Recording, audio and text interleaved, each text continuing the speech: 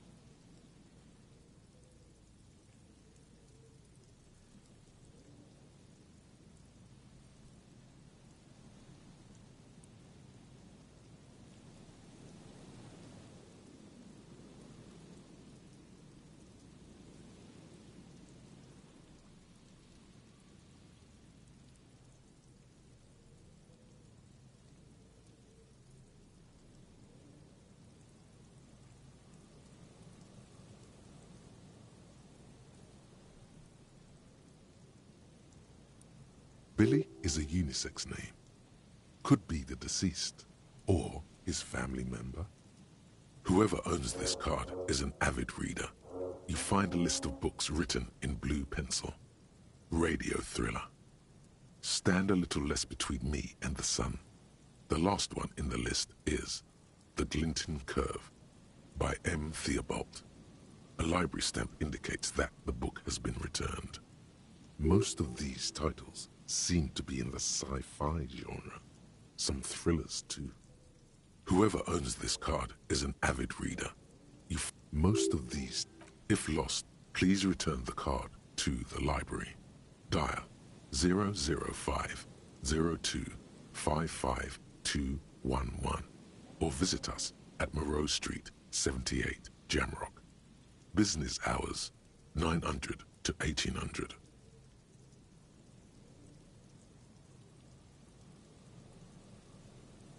We should first decide what to do with the body before taking any other actions. Let's take another look at the body and talk things through.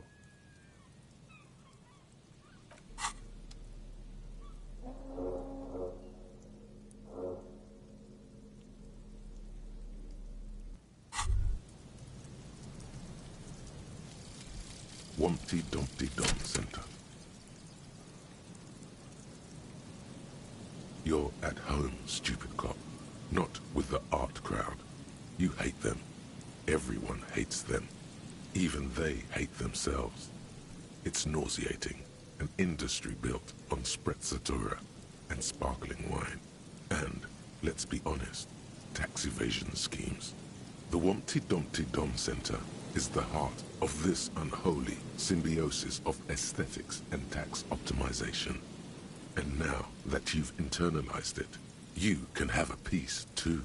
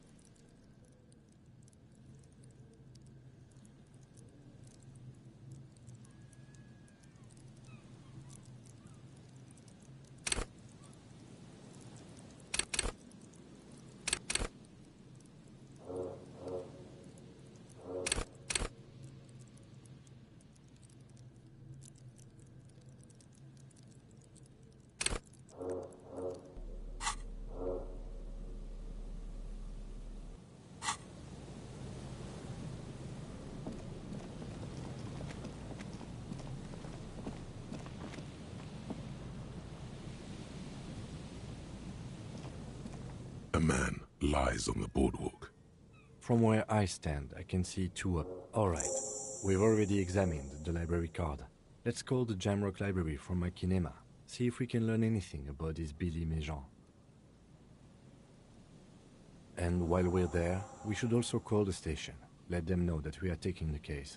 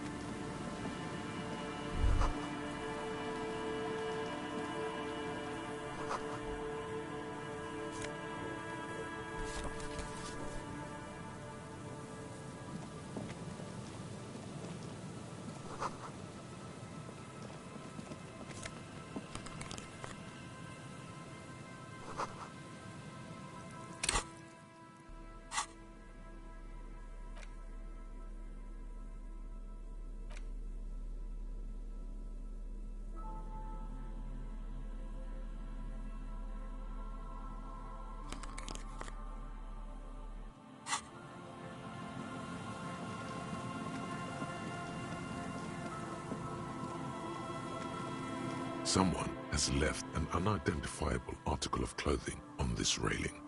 It smells really bad. The cloth, if you can still call it that, makes a soft crunching sound as you thrust your finger into it. It's streaked with dried seagull shit and tangled with pieces of seaweed. A dangling arm suggests that there might be a jacket beneath the crust of filth.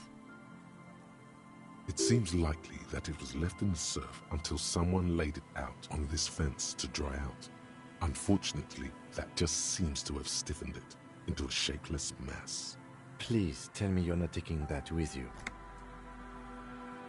It's a guano-encrusted jacket, and you're already carrying around enough as it is.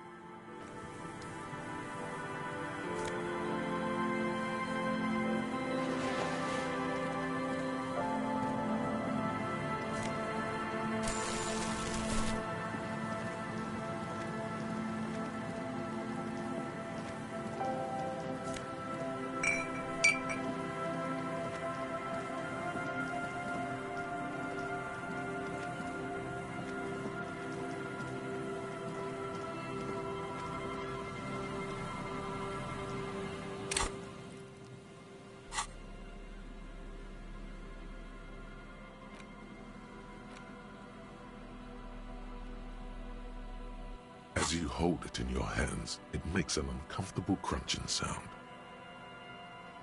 It's a sordid, filthy tale, not for the weak. Are you sure you can stomach it? Some secrets are better left uncovered. Don't even try. Seriously. It occurs to you that you're not even holding the jacket itself, but rather the thick crust of jetsam and seagull shit that ensconces it. It smells like a dead sea creature, tangled in grey strands of seaweed. It must have spent quite some time in the water before the tide deposited it ashore.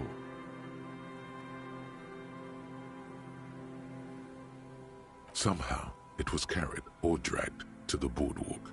If not by human hands, then perhaps the feral dogs that prowl the beaches at night.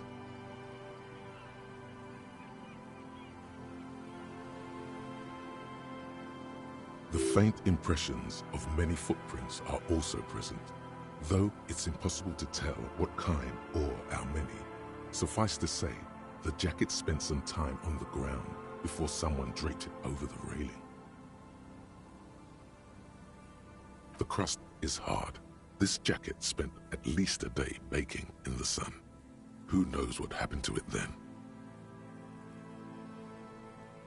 It's too late. You've already thought about it, and now your hands are covered in muck.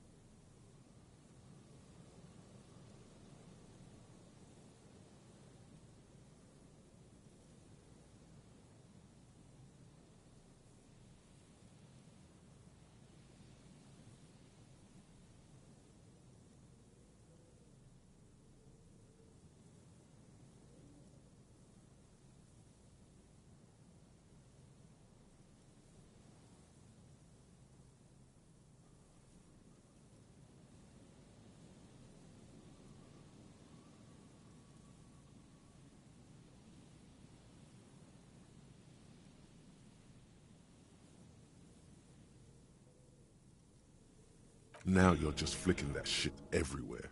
This is a disaster. You'll never get the smell out.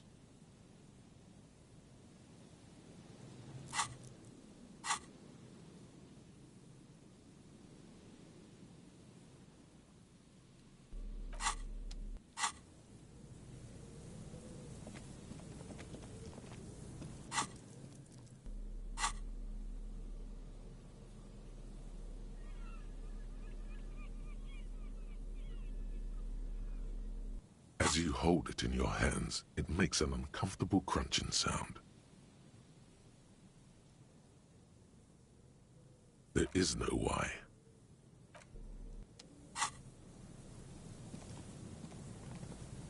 You pick up the handset. There's a tone.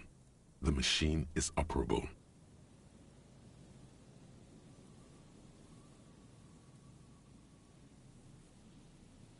The lieutenant shrugs apathetically, then walks a little distance away to concentrate on his notes.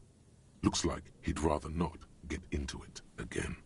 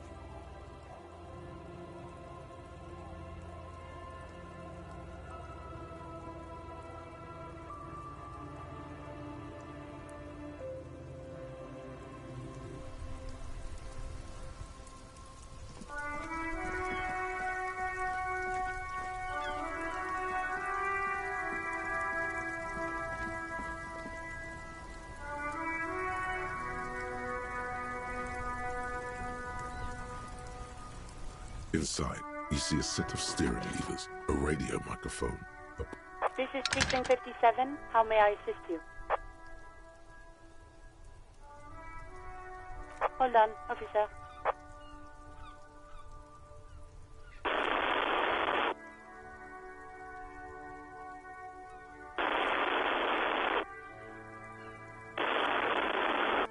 I've got Central Jamrock Public Library on the line, and I've already introduced you to their librarian.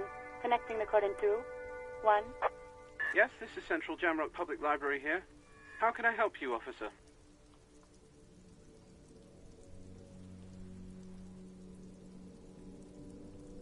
Billy Majon, you said. Give me a moment, I'll have to check our database. Yes, hello, are you still there? I found Billy Majon's home address, is that alright? No phone number, unfortunately.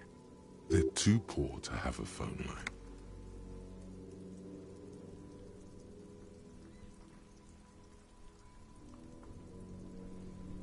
Here we go, sir. Rue de Saint-Ghislain, 33B, apartment number 20. It's in Martinez, I believe. Cape Side Apartments, it says. That's all. That's where the smoker on the balcony lives, isn't it?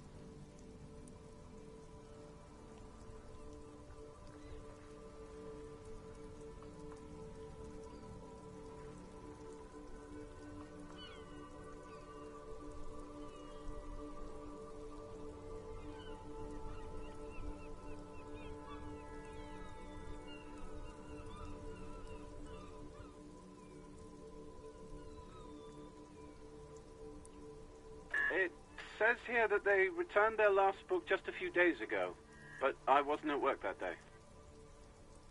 Marie? Marie? Do you remember a reader named Billy Majon? They returned a Tybalt book the other day. Yes, it was my colleague Marie. She said that it was Billy's husband who returned the book. He also asked for this new sci-fi release, Lowe's Radio City 87, but we don't have it yet.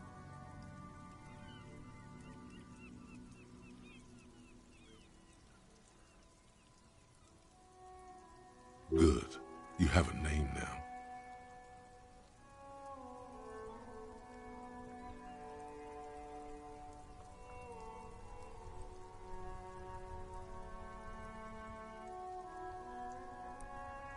Marie knows Billy.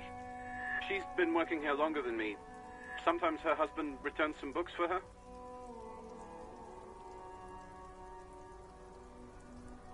Marie knows Billy. She's been working... Sorry, no. Marie only knows him by sight. Marie? She said it was an older man, and that she's pretty sure he'd had a drink or two the last time she saw him. 1 second. Sorry, Marie wasn't really paying any attention to that.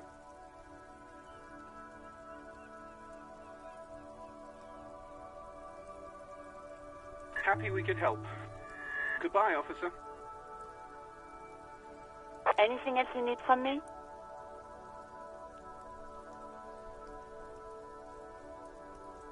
One moment.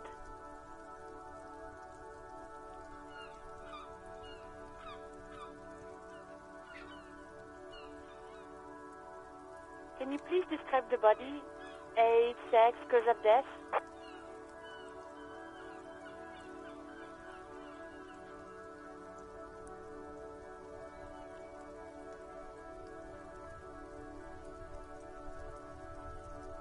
We suspect he might have been inebriated when he fell.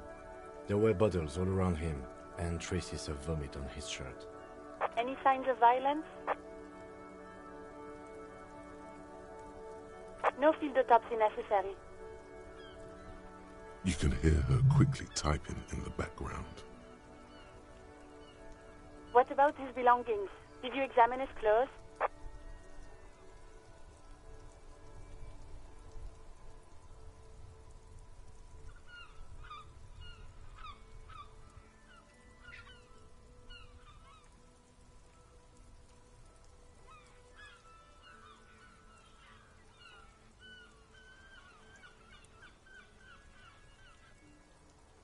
Any information on the library card? Good. You have a lead.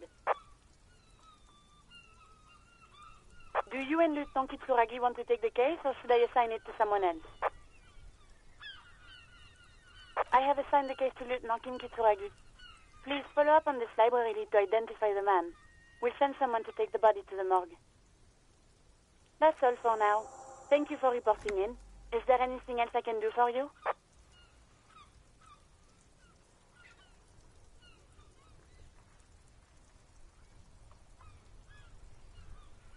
Yes.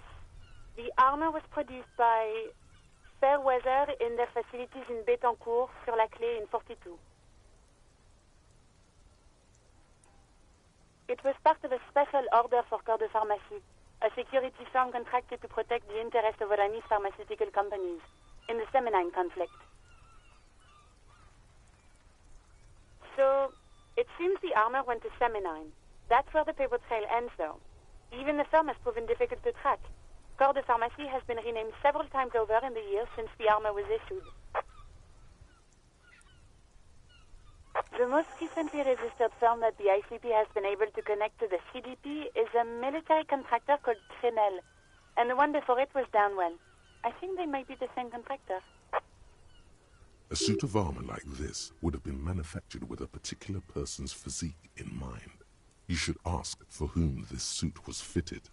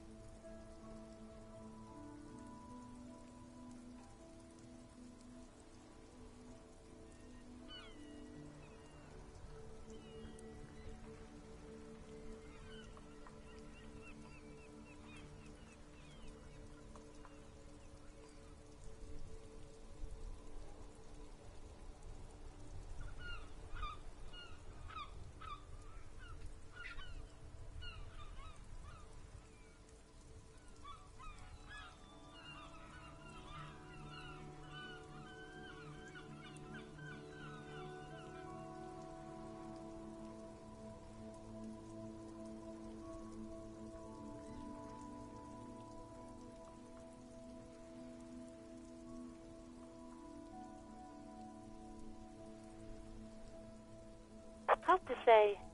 Their client list is rather diverse and incomplete. The only constant seems to be that the mercenaries are always deployed in third and fourth world countries.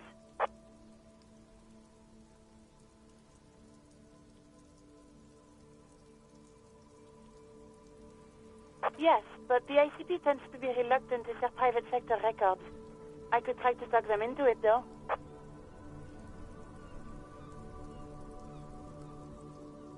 Sure. Call back tomorrow. Hopefully I will have more information for you then.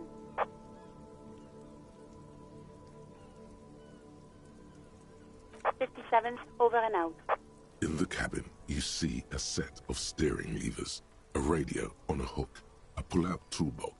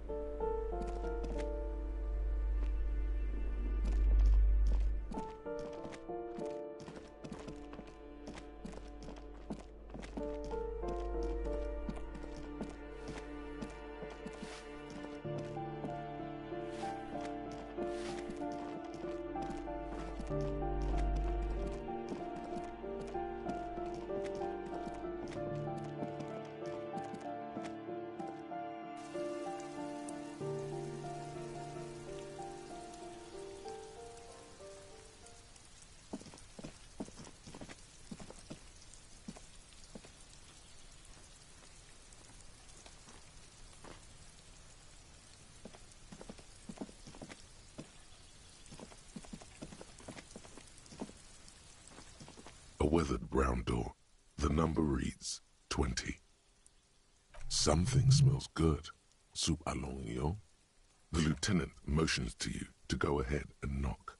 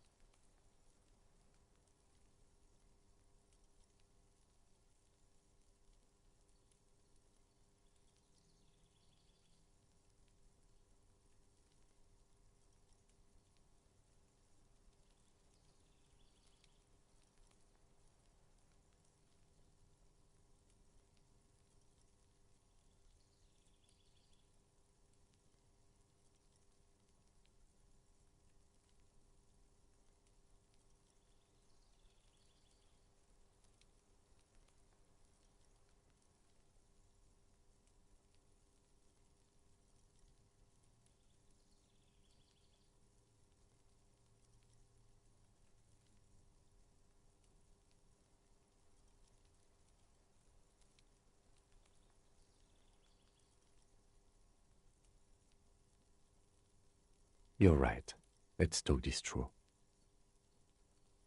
You hear light footsteps passing by the door and some folk music playing on the radio. We have our first preliminary identification. In all likelihood, the deceased is the husband of Billy Méjean. We need to confirm this, as well as deliver the death notification to Billy herself. Now, delivering a death notification is never an easy task. There's a reason why it's often called the most stressful part of our job. This is why it's usually done in pairs. You got this. I'll be monitoring reactions, ready to act if necessary.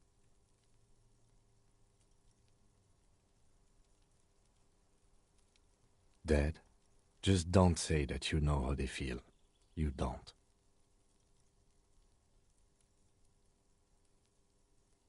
Yes, it's hard. But there is no easy way to handle this information. It just has to happen, as soon as possible.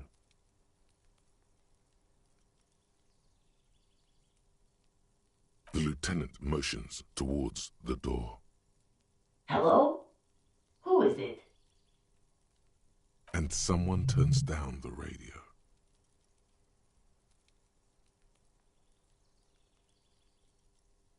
The police. A moment, please give us a moment. Tidying up, nervously. Come in, the door.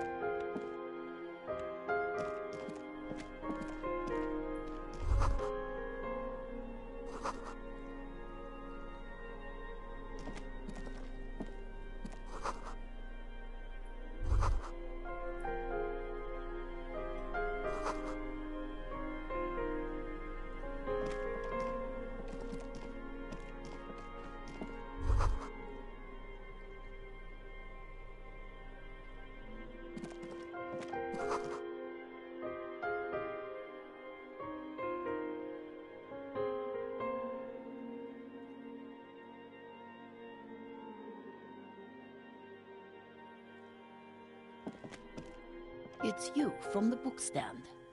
Did you come to bring my cockatoo back?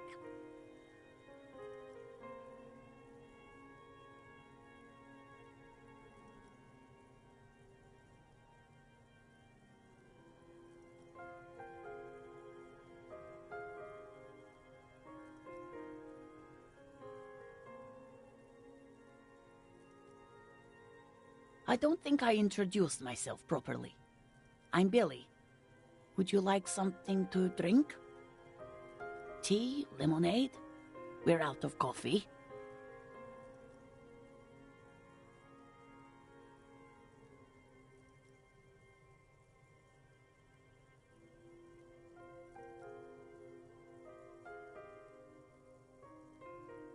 The lieutenant has taken off his foggy glasses and is busy cleaning them in his handkerchief for now. Condensation from stepping inside.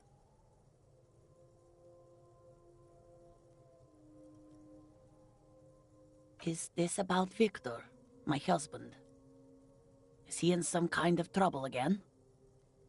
I can come pick him up in the station if that's what. No, this is something much worse. Is he in a hospital? How bad is it? How about some small talk before you break the news? It's like ripping off a bandage. The least painful way is to do it straight away, without stalling.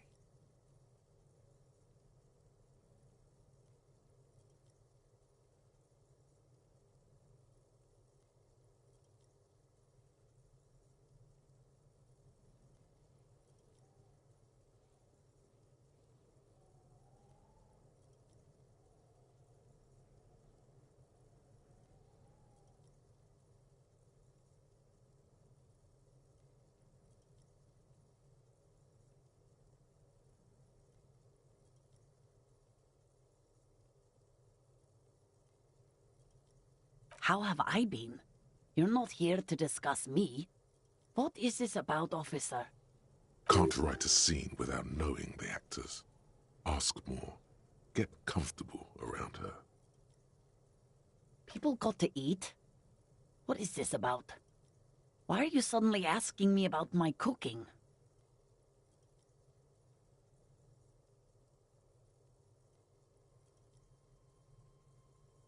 It's me, Victor, and the kids here. We have 2 daughters, Jenny and Jolie.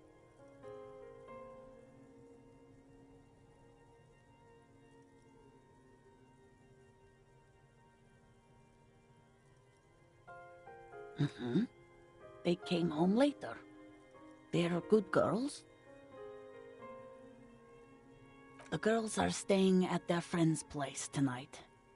And Victor is out. She swallows visibly. He has a problem with drinking, and so he disappears every now and then.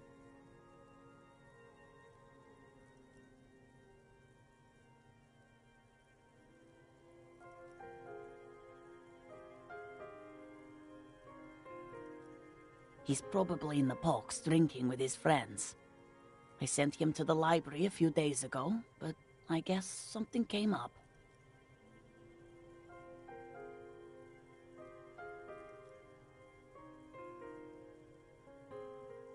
No, I guess I'll find out when he decides to come back home.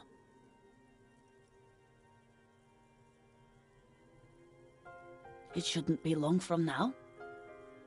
He's never gone for more than a few days. Oh, it's in Jamrock. The one at Mayrow Street. I don't know the official name. Central Jamrock Public Library? I think, yes, if that's the one on Mayrow. It is. Just to return a book of mine? Why? Why all those questions, Detective? Did he... Yes.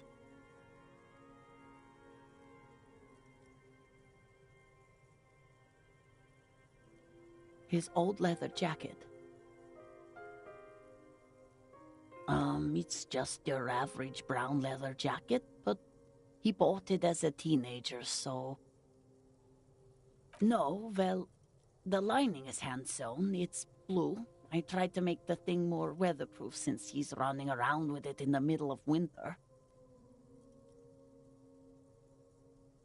She folds her hands across her chest. Here it comes.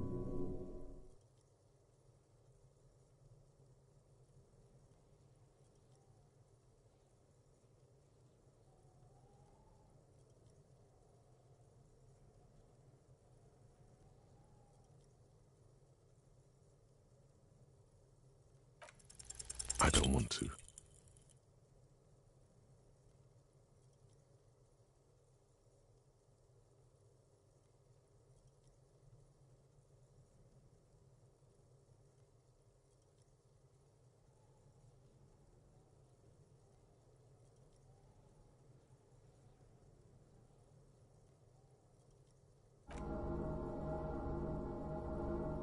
There has been enough pain.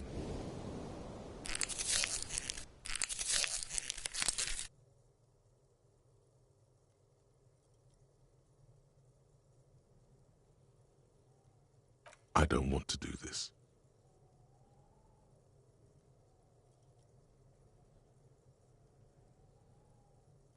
Do what? Officer. Too late. You ruined it. Just say it now. Excuse me? What? What did you say?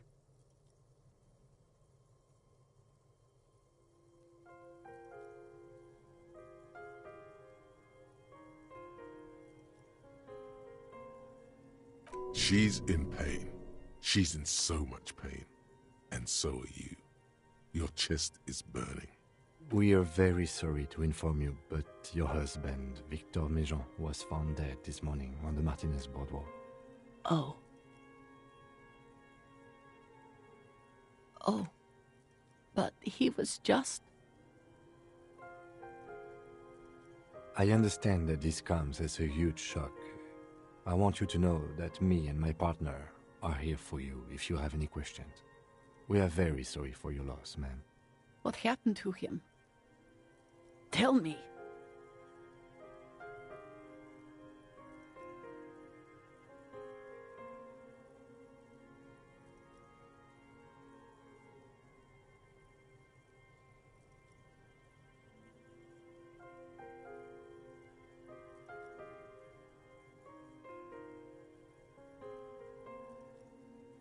Why? It's that bad? It looks like he slipped on the boardwalk, fatally, I'm afraid. It was just a very unfortunate accident, although alcohol may have played a role. And you just found him there? Lying in the cold? How long had he been there? She doesn't reply. Her eyes well up with tears as she struggles to keep it together. You hear the clock ticking in the children's room. Is there anyone we could call for you? A friend, a family member, someone who could be here for you? No. I just need to tell my girls. It burns like acid. God, should I call them? Should I tell them to come home? All right, I'll call them. Just tell me, what do I need to do next? Where is he? Can I see him? For God's sake, lie.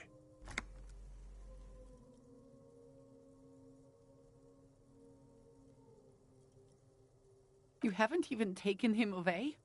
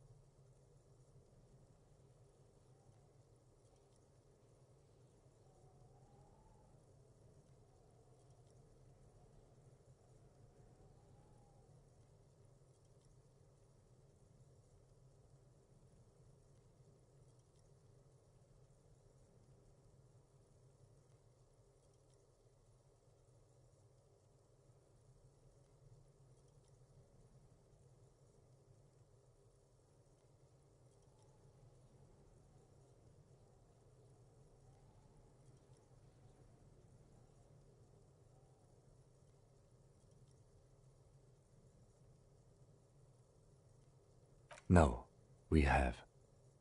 He was taken to the city morgue. The local coroner will be contacting you shortly to arrange the funeral. Here's his number, in case you want to contact him earlier. Is there anything else that the RCM could do for you? No, I'll call you if something comes up.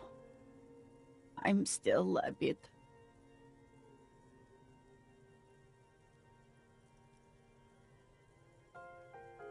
Again, if there's anything we could do for you, then don't hesitate to call the RCM, ma'am. She just nods, distant and inconsolable. The bed springs rattle beneath her as she begins to shake. I'll take it from here. Thank you. We should step outside and talk.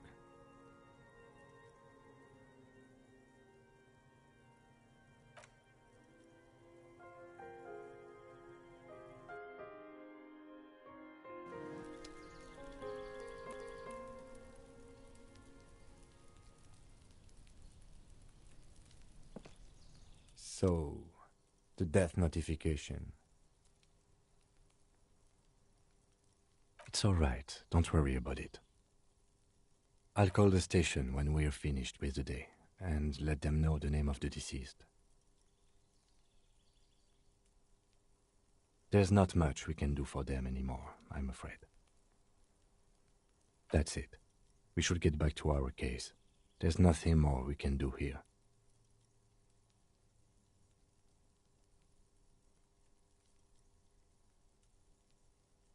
And, officer, I've seen worse. This wasn't the worst I've seen, okay? Now let's go.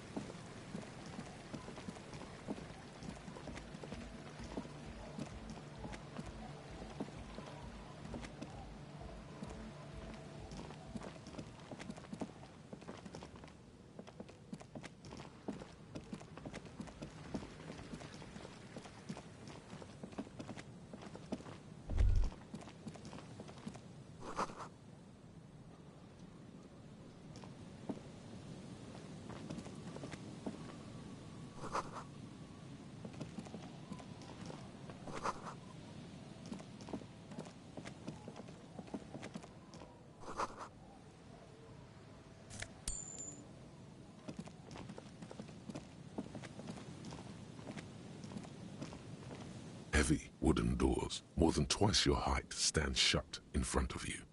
The rectangular sea-worn ornamentation appears in stark contrast to the padlock, carelessly drilled into the wood. Nothing happens, only the sound of the padlock rattling against the door.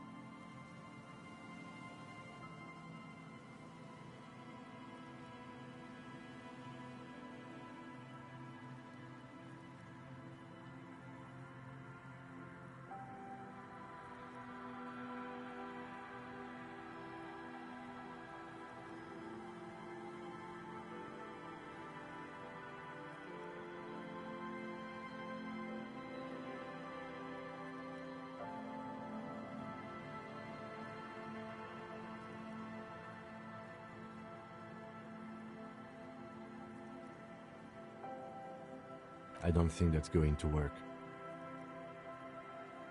The carving on the door is block-like and angular, like the church itself. Two large beams shoot downwards, sinking into the wood before they reach the threshold. The surface is smooth from the wind, but moist to the touch.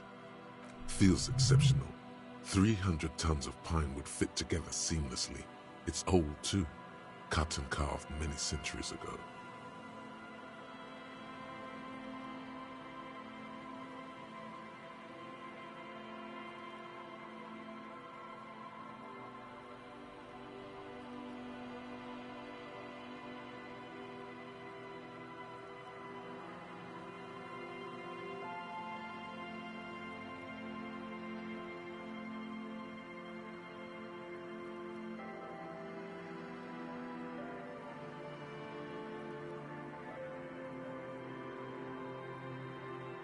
This cheap-looking padlock is sturdily built.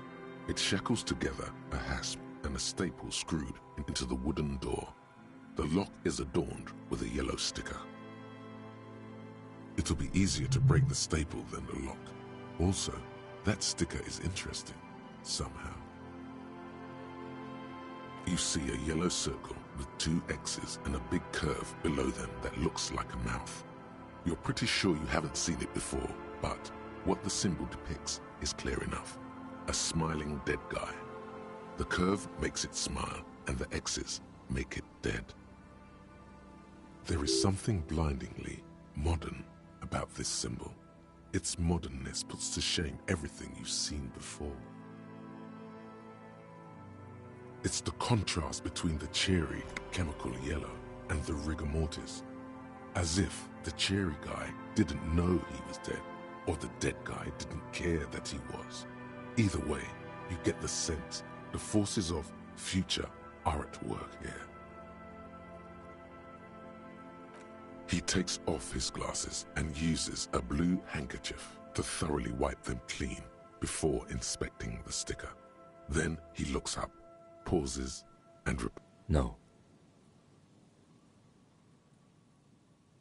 Looks like a dead man smiling. Suggests junior delinquency. For Revachol ZOC, the moral intern defined junior delinquents as minors between the ages of 10 and 16 who have committed an act in violation of the law.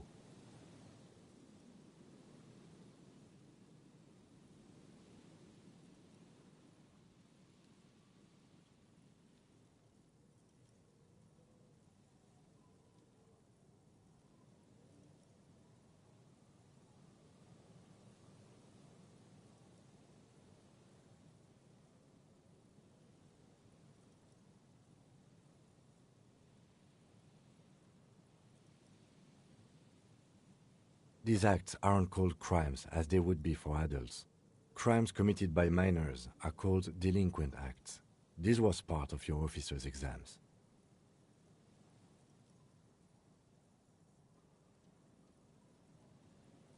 I haven't seen that sticker before, and I'm not a youth.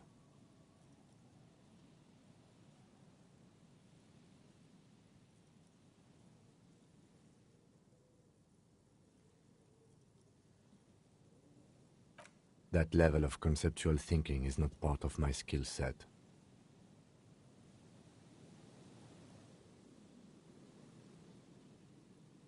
The padlock passes through a staple that's been hastily attached to the wood.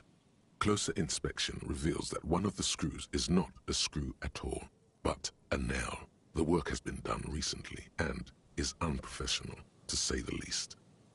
Should you want to get through, it might be easier to just pry the whole thing off. Maybe we should circle the building first and look for another way. The building has seen enough mistreatment. Yes, the pulsing base. A sure sign of junior delinquency, somewhere east of here. There's something on the sea ice there.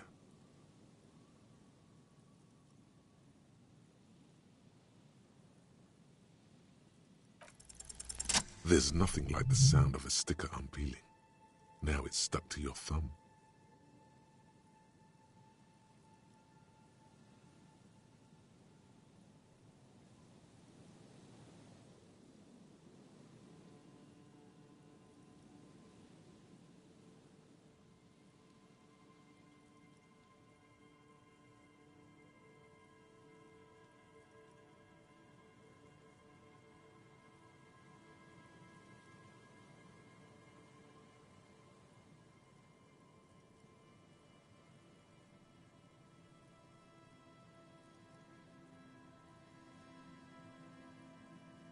Looks like today was a gold star day.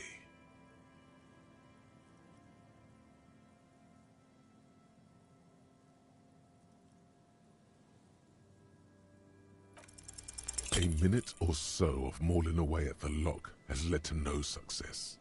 The pry bar in your hand has given you zero mechanical advantage.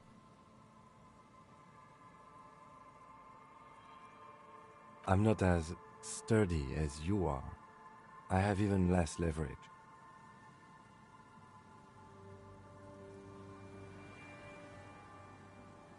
The doors remain unchanged, closed with a padlock.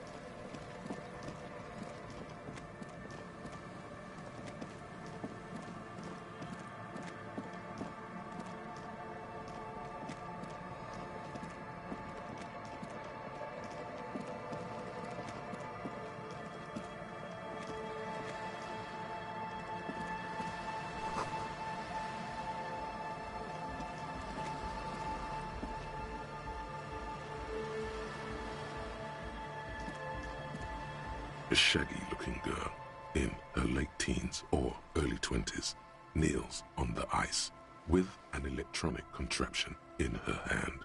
Hearing you approach, she looks up.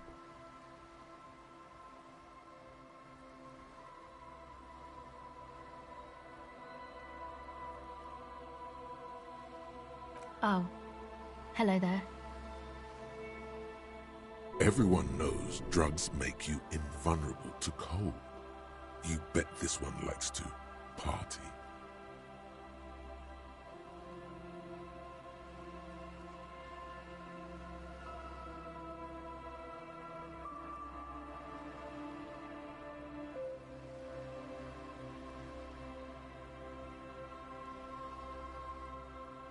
I'm listening.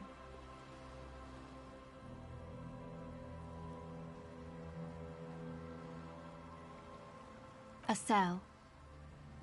Her hair is dyed blonde, with dark roots showing. There's a coarseness to her features, some masculinity below that timidness.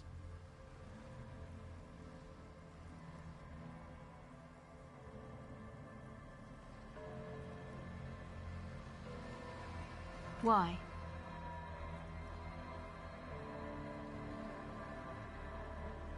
Okay, it's Burger.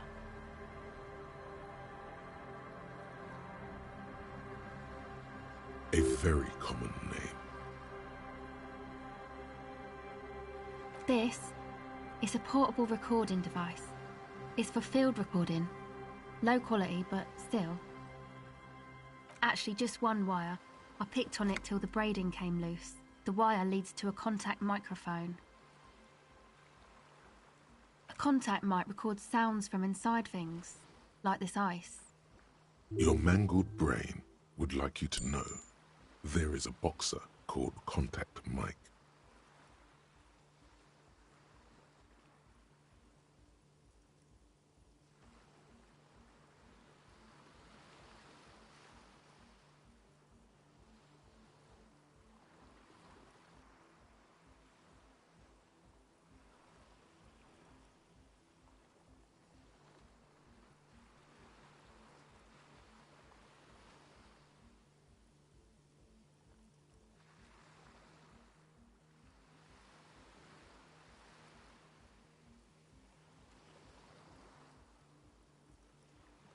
No idea.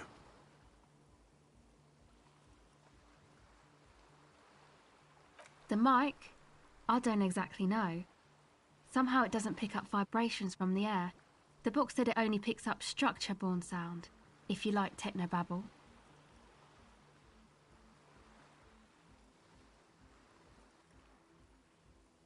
Same place I got the recorder from, the Palaceum.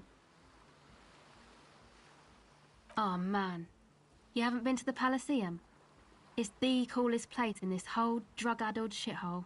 It's a music club and a synthesizer workshop on Boogie Street in Jamrock. Musicians live there, like real musicians. I once saw Arno van Eyck.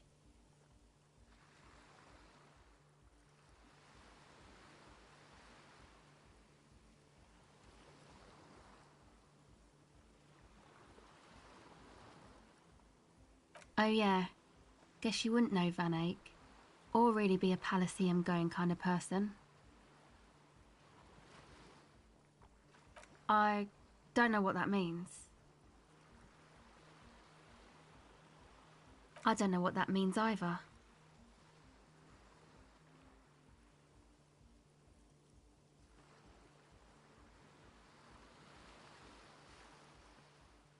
That's cool.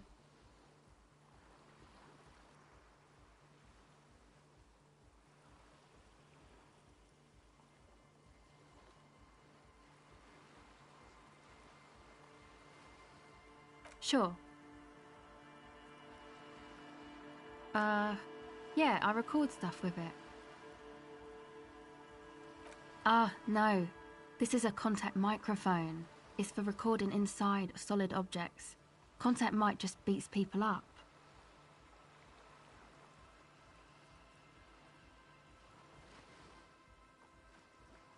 Okay.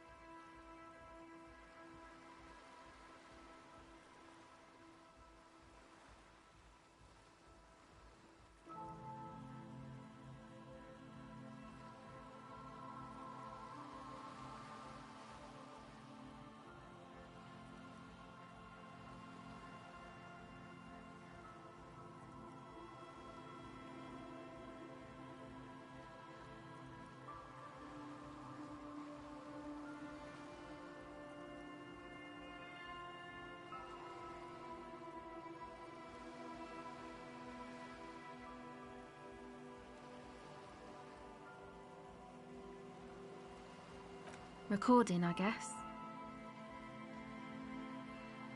I think I'm recording cracks in the ice, but there's no way to tell. Not without headphones. I think I just recorded your footsteps too. Not sure how that will sound.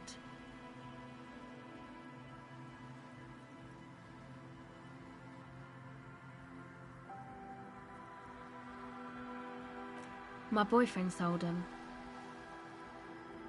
I don't know, man. Things. Just stuff you need for... A lie. They were probably pawned off for something suspicious.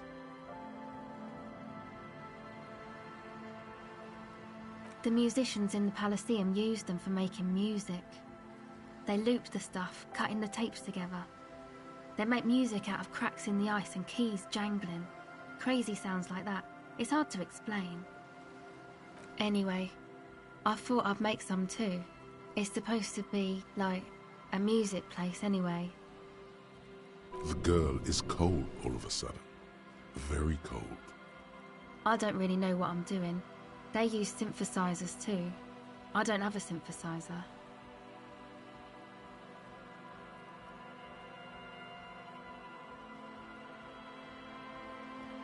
Take this, your call. No, man, fuck that, I'm cool. I'm sorry I said that. I'm sorry about the fuck. It's okay.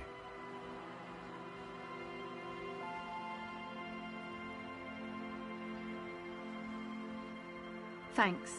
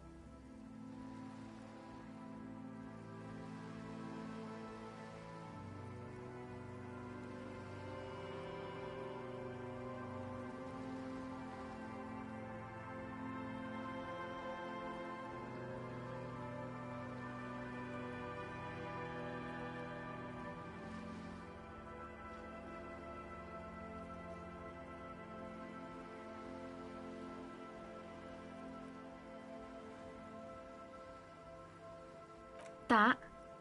The boys think it could be a place, like the Palaceum or something. Stupid. It's really not gonna be a Palaceum, that's for sure. Yeah, Andre and the guys, they're inside, in the tent. And why is that?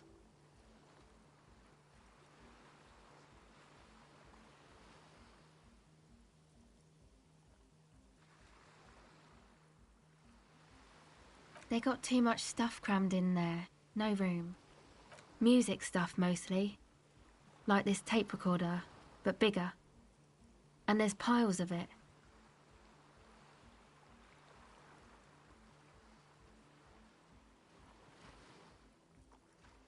That stuff is more expensive than I am.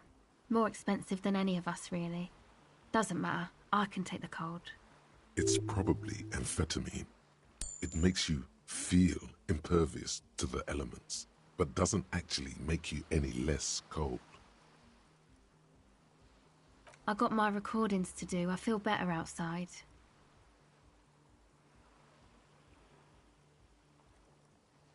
Go ahead.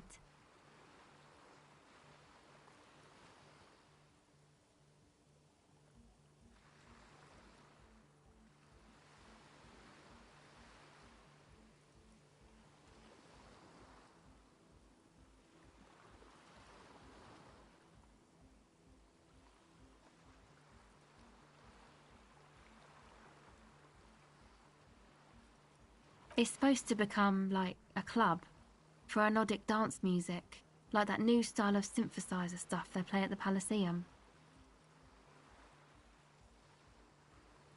Except that, yeah.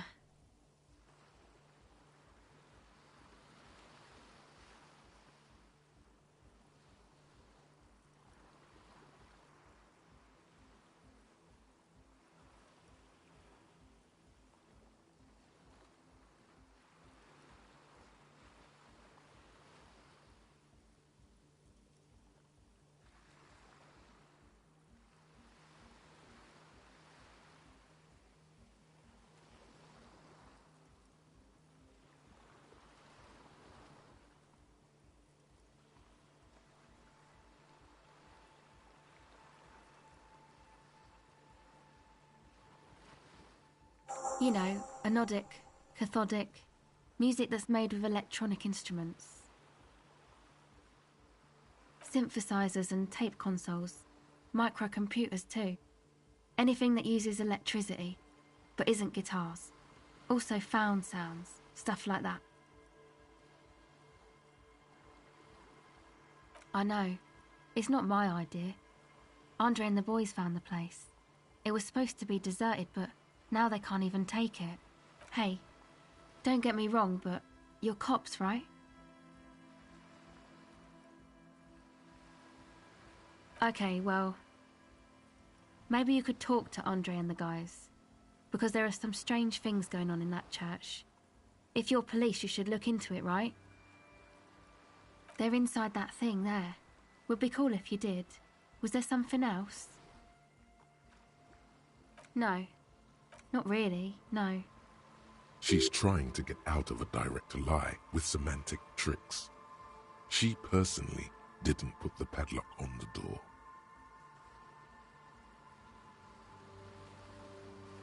It's Noid's.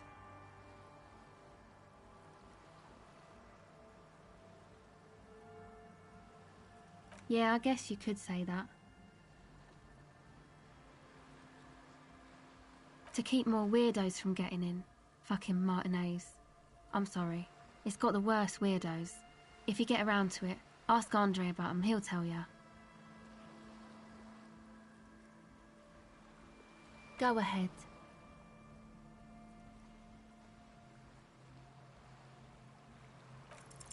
The device is cold to the touch. An angular Omicron logo adorns the yellow plastic cover. Underneath you see a reel of tape rolling. You put the device back on the ice. Okay, bye.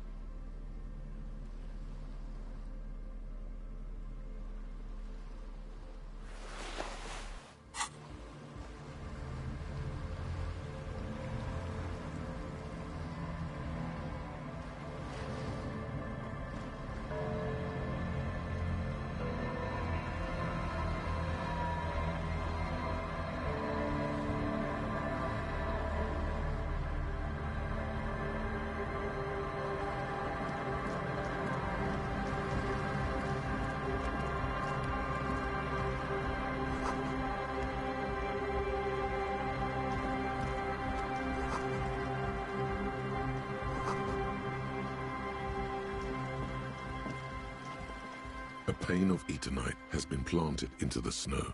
2 poles are holding it up. Barely holding it up. It could fall over any minute. A stronger gust of wind might be enough. It looks like a makeshift bridge. Could be convenient.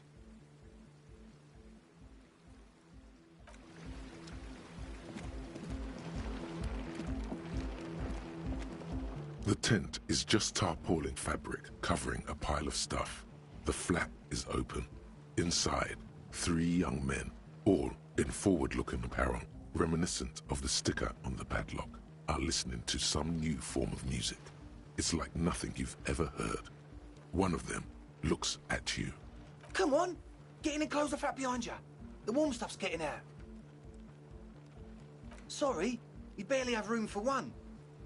You go ahead. I'm too old for this. I'm sure you will feel right at home. I'll keep watch.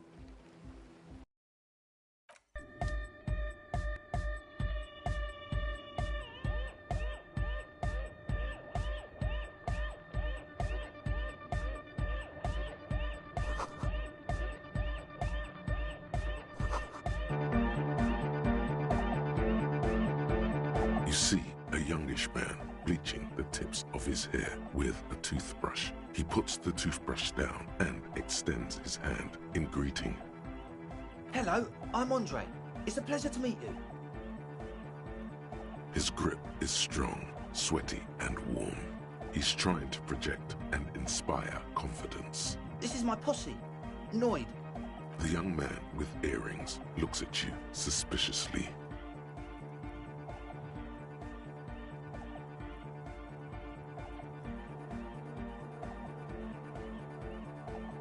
An egghead.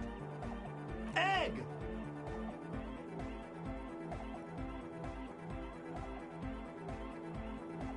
Together with a Settle Burger, who's out there right now, doing some seriously progressive sonic experimentation, we like to think of ourselves as music venue organisers. We have many in the pipeline, officer. That means they haven't set up a single one yet. You see, we've been all over Jamrock North, prospecting for real estate to establish a new venue in. Also for talent.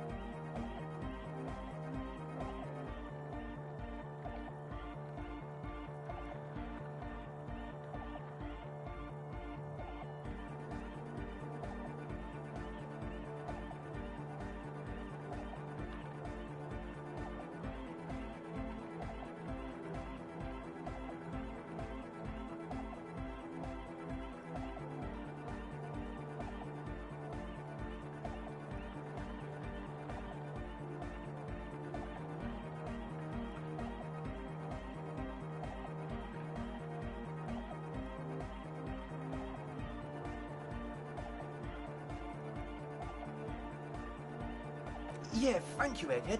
And while there is no shortage of raw, unfettered talent spinning tapes in Jamrock, we've had rotten luck with the real estate part. Place is a shithole. I apologise for my friend Noid's potty mouth. I realise this is not how you speak to a police officer. He has authority issues. Which brings me to the problem of occupied ecclesiastical property. I bet you've noticed the derelict hive of narcomania on the coast. I'm talking about the church, and I'm not exaggerating.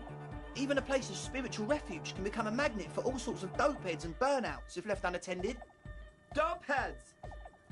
Burnouts. Well, I'm sad to say, that's exactly what happened. Sad because we were just about to put Martinez on the map with one of the maddest dance clubs in Jamrock. Nah, strike that, in Revachol. Strike that, the world! And sadder yet, because the dopeheads and burnouts holed up in there were the worst kind. He leans back a little, watching you with a steady, serious gaze, letting you imagine just how bad those dope heads and burners really are. Good. This calls for an opinion. You're an expert in those.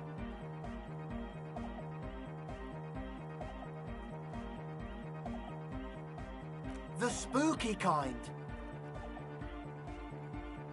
I was hoping you would be the judge of that, officer. All I can say is, their spookiness is the kind that keeps us from restoring this church into a community centre and a place of spiritual refuge. Also, they don't eat or clean the building. Shit's gonna collapse. People just want to spin tapes without them spooking it up. Place has bad signs. No one can dance like that.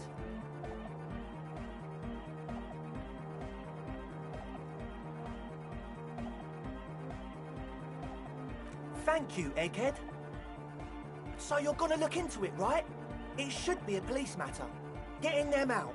Whatever spooky stuff they're doing, I'm sure it's not what the Ecclesiastes meant their property for. All right, man. Andre's obviously very happy you took him seriously.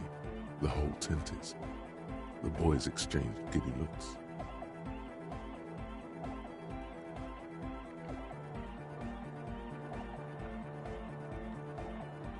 Oh, so you met her? Good, good. I did ask Noy to install a measure against more drifters wandering in. It's a temporary fix, just something to contain the situation. I had to do it in an hurry. Not my best work, but it should hold for a while. Of course. Noid, give the officer the key. All right.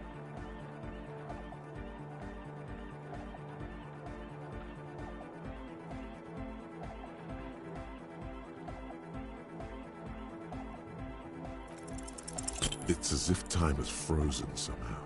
You think you can sense the key moving in the air. Yeah, this is going to be way cool. Blam! Straight in the eye. Straight in the old eye orb. In the looking ball. Man up. It's nothing. Pick the goddamn key up. Put it in your pocket and move on.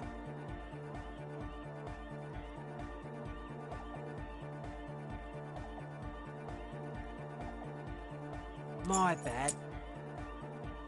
As always, we'll be right here, waiting patiently for the news. Yeah!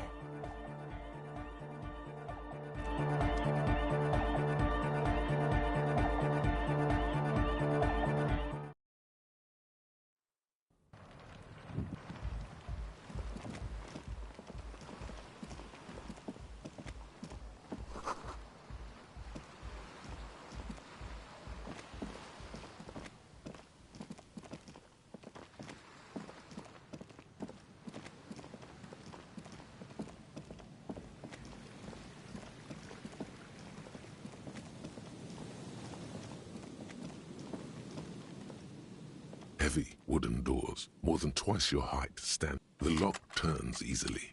You hear a click as the shackle pops open. Let's go.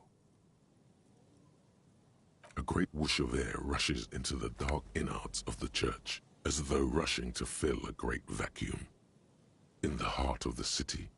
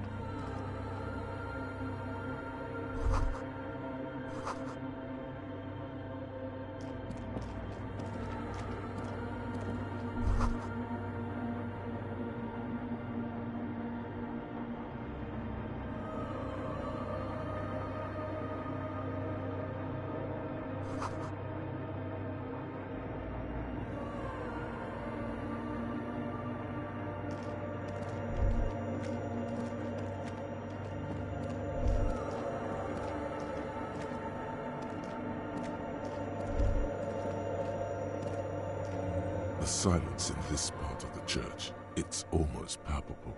All the shifting matter and shuffling of living things is gone. Nothing seems to exist beyond the church anymore. Maybe if you were to stand in just the right spot, even your footsteps would be completely silent. And then it's gone. Almost all of it, but for the faintest of hums. It seems the sound here is detached from its source somehow, if not blotted out outright. Truly unusual. You can hardly hear your own breathing.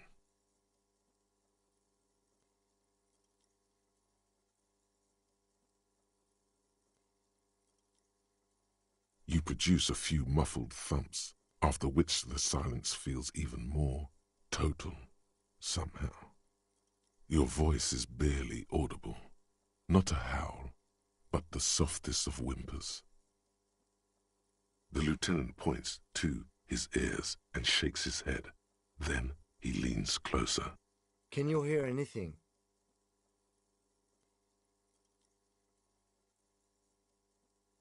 The church just has strange acoustics, some engineering trick. Maybe the church was designed this way to prevent boisterous activity, singing and dancing, on its premises.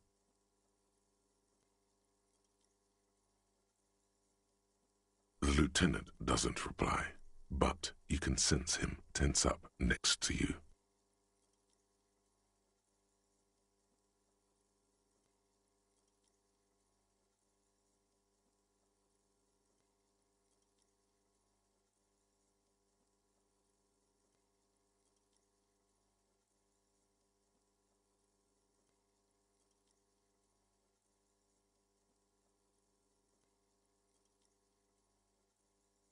The orderly rows of ceiling panels become barely visible, then disappear completely in the darkness of the tower overhead.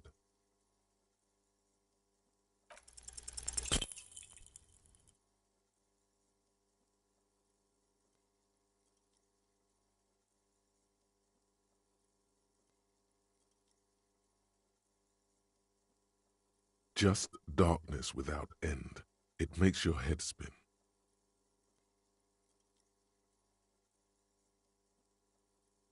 There's nothing. You're dizzy and disoriented as you see dark and more dark rising. Officer, what are you looking at? Filled with vague shapes of woodwork, the sense of a great height.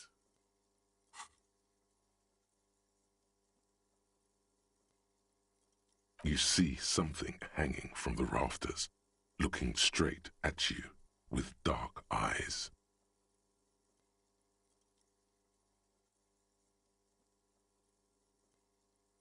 Maybe it's possible to talk to it.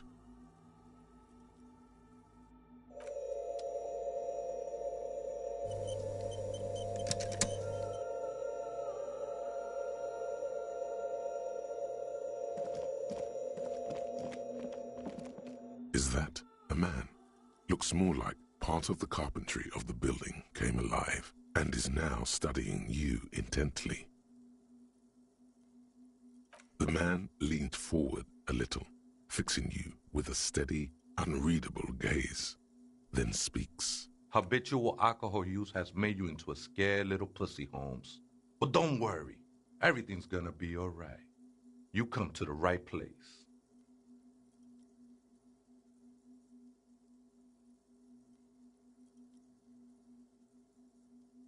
That accent is Villalobos, a peninsula in Mesk and a district in Jamrock. There's a sizable contingent of Villalobos-speaking Mesks in Revachol. Here you can receive the mother's love. And when you're ready, she will take your hand and lift you out of the despair at the bottom of that bottle. This man is obviously a habitual narcotics user. Do we really need to question him? Hey, and what was that about the bottle again? You haven't even drank that much lately. Lay off it already. Shish.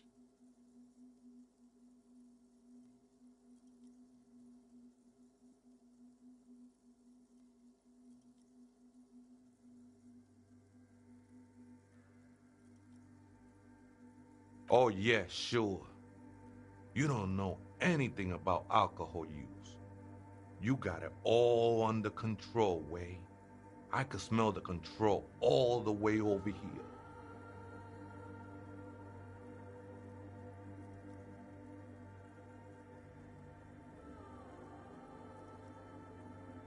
I know it's hard to admit that you got a problem.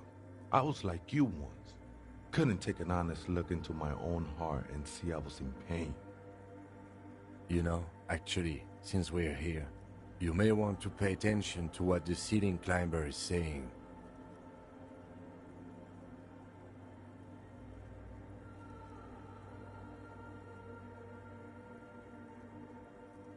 Don't trust me.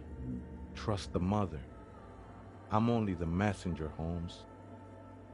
This is the Church of the Mother of Silence. You are welcome here. You have no idea what the fuck he's talking about.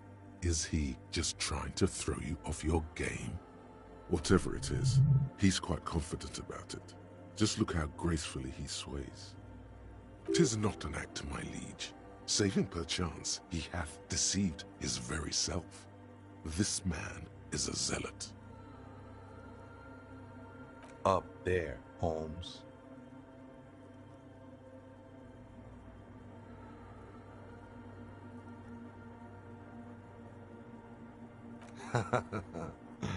I am, at least in part, Holmes. Into the mother's love burns away the cruel distinctions of the body.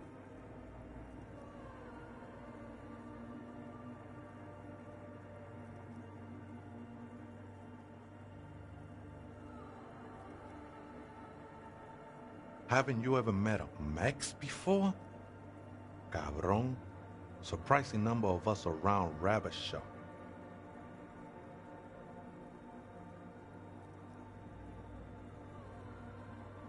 You know, I'm not so sure myself anymore. Don't really matter, though.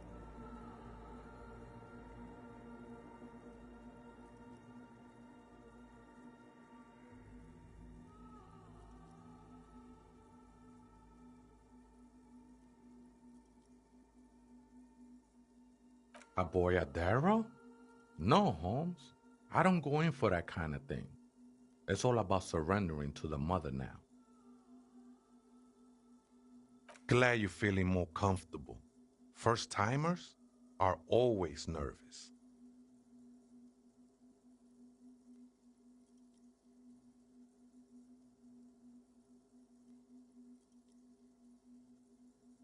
Oh man, I would love to see that statue.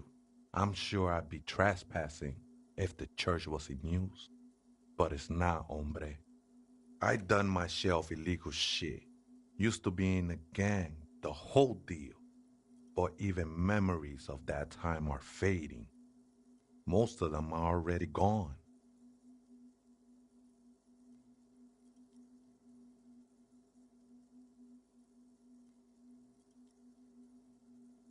No, man.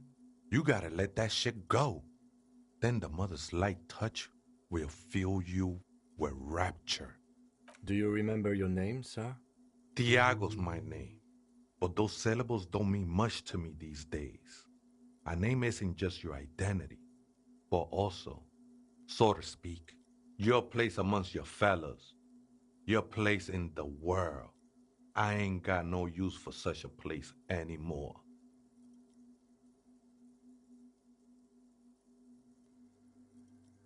That's just the thing, Holmes. None of that matters. This is a special place. There's a perforation in the world up there, a way out into nothingness. This church was built around it for purposes of veneration. I circled it, nurtured by the silence bestowed by the mother. One of these days, I'll be pure enough to go drink from it directly. Oh, that's no simple question, I said. She is one who can be painted or sculpted. She is a cavity in the dark beyond sense. She saved me, but I couldn't describe her to you. No one can, Holmes, and no one ever will.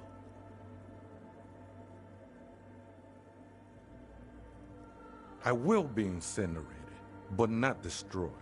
Finally, I won with the state of the world before reality began. That sounds a bit like substitution behavior, no? You know a thing or two about that. It's not like that at all, man. It's just faith and joyful service. Too gleeful, those words. He is lying. Not to you, to his very own self. I heard that before, Way, and I know I can't convince you on the spot. But think, when's the last time you woke up from silent communion with a hangover, regretting what you did last night?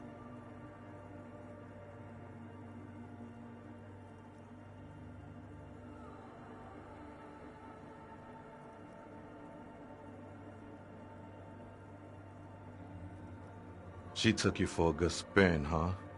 Don't worry, bro. That love is but a drop compared to the ocean of the mother's love. The mother will eat all of you and never spit you out. I know it will take time. Don't sweat it. I know it will take time. Don't sweat it.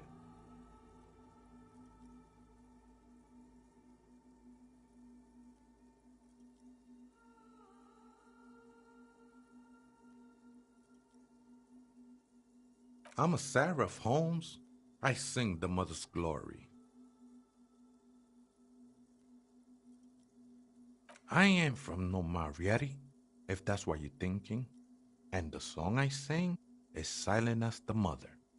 Marietti is a mesque style of music and dance, commonly seen at all manner of festivities, especially weddings. It's delightfully quaint, owing to its peasant origins. He lost his cool there for a moment. Seems you hit some nerve. Wait, he says he didn't remember anything about being mesque, and now he remembers this. Things come back in flashes when something reminds me. Sometimes they even seem important again, really important. But then, thanks to the mother, they're gone again. But I was talking about the singing of a burning heart. You may be thinking, but fire crackles. No, Holmes, that's the material that's burning.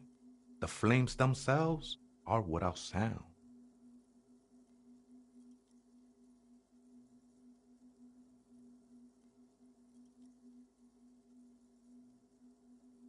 Hard to say.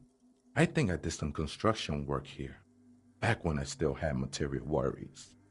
Up there, I realized what the true purpose of the church was.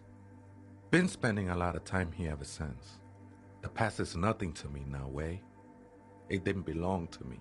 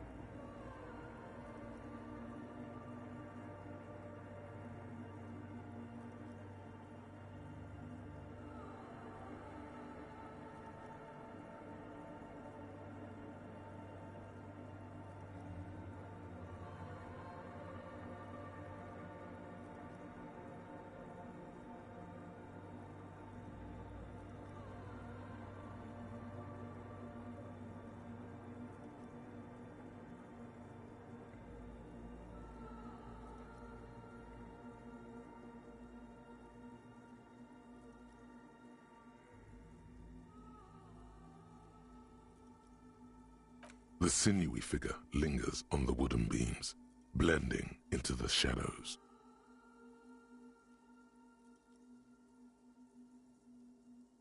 Police raid a while back. Did you witness it? Not really, or at least I don't remember much of it anymore. The mother's love has done its job. That's what's so great about the mother. It lets you forget about everything.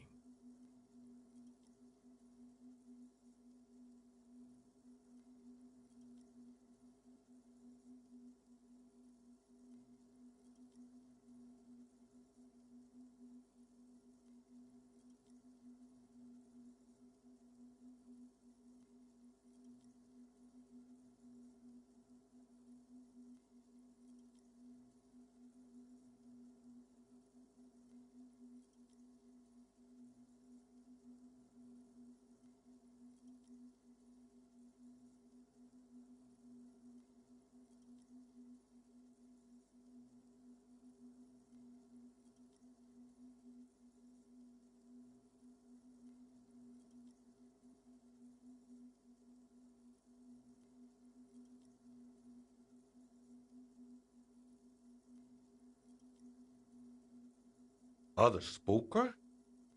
Oh, esa viejita es muy estudiosa. Don't know, Holmes.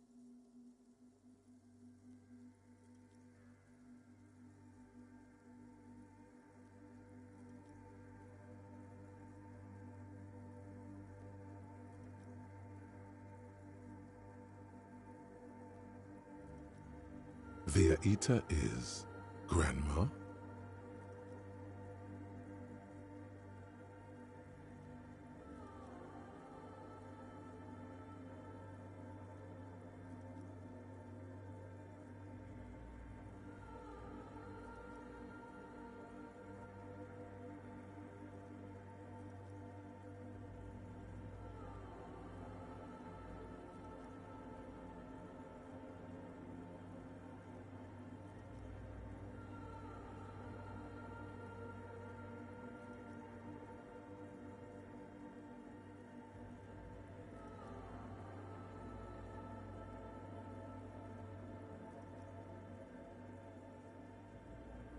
No, I just call her viejita because of her clothes. She's actually quite young. Or maybe not that young. Age is just one of the many masks we wear.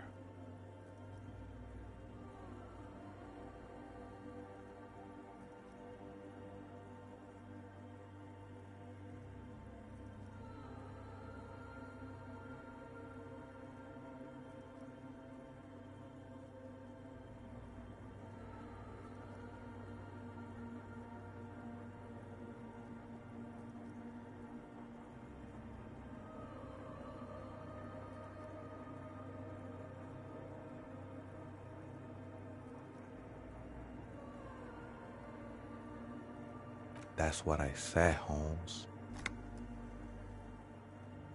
Don't really follow her comings and goings. Just see her typing on her computer now and then. We got different interests. I'm afraid not, Essay. You just have to wait until she comes back, or search through her radio computer.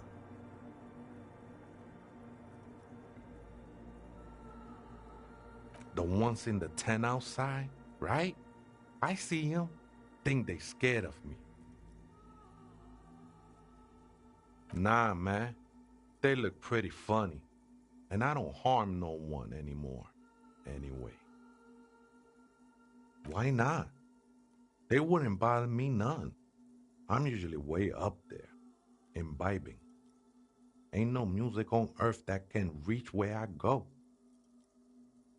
Might even be nice to have some company.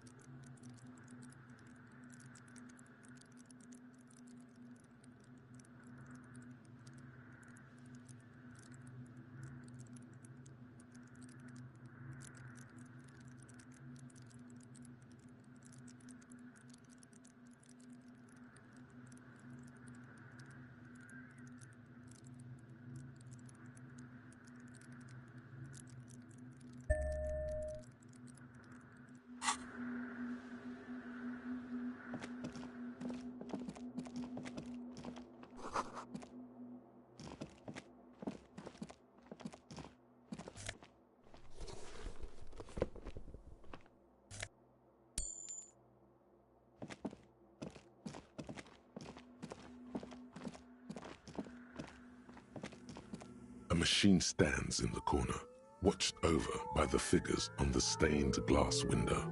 It's turned on and quivering with soft electricity. A radio computer. And it's turned on. We should leave. I doubt this place bears any connection to the case.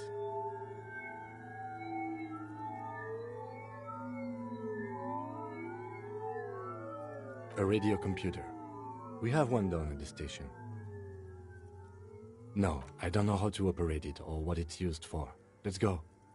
This is the Ream Prefect radio computer, a model number RC7024, equipped with a Feld mainframe and a Ream-compatible interim printer.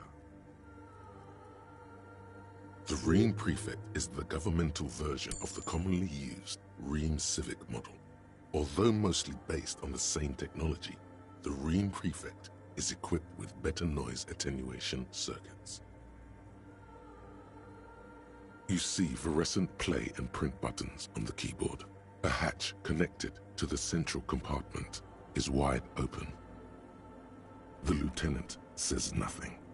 You see the machine's glowing frame reflected back from his diamond-shaped glasses. You're free to proceed. Behind the hatch sits a cube-like crisscross of filaments, smoldering in the dark like fireflies. Silver tape on the side says, in black marker, log, February to March.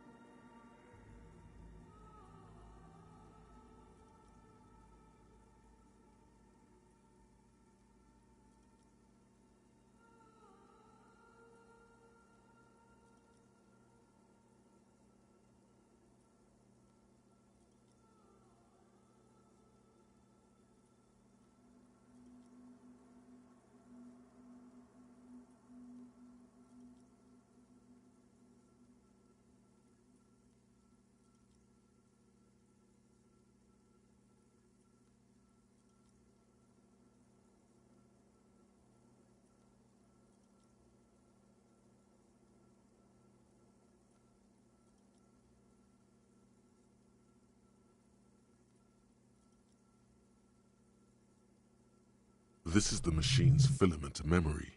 Press play to a bar of fabric right above the keyboard starts producing a soft hum. The sound of static seeps through the machine's planar magnetic driver. The static gets louder, slowly filling up the abandoned hall until a voice speaks out, crackling and old, cutting into the ear. Good afternoon, Fortress Accident on Saint-Brune. This is the East Insulindian Repeater Station 1. Please repeat, is this the personal log? This is a human interface. A retired person sitting behind a switchboard somewhere. The filament you have inserted into the core.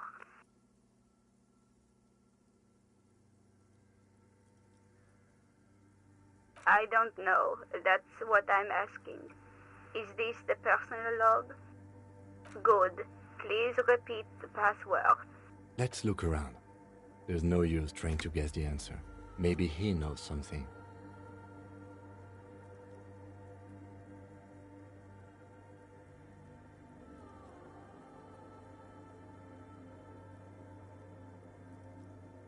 No. The hint system is not part of the protocol for repeater stations. Still, no. I am contractually obliged to protect the privacy of the filament holder for Fortress Accident.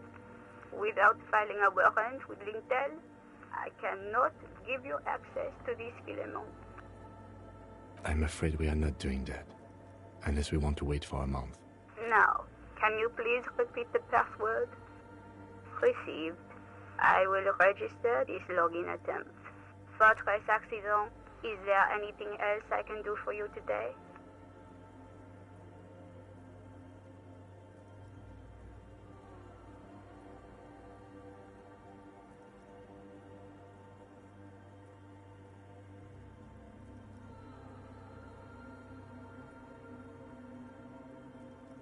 The company on whose name the terminal you're currently using has been registered to.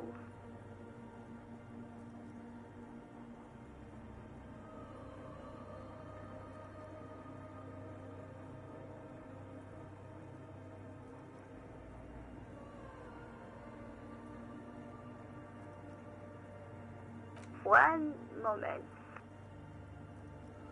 Fortress Accident SCS produces revolutionary interactive call-in radio games. That's what the catalog says. That's not bad.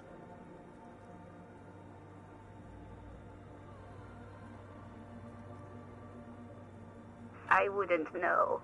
I'm only here for passwords. Any other questions?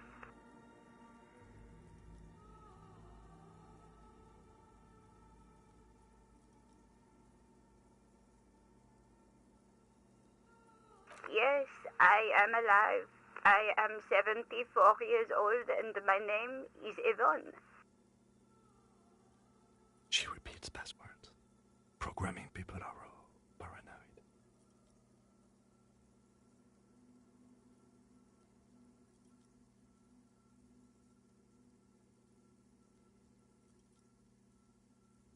I work as a repeater at the East Insulindian Repeater Station. It's my job to know where you are, Fortress Accident. As for me, well, I am sitting in my cubicle, surrounded by a wall of radios. Now, please tell me if there's anything else I can do for you, Fortress Accident. Goodbye, Fortress Accident. The machine's keyboard is still illuminated, revealing fluorescent play and print buttons. Nothing happens.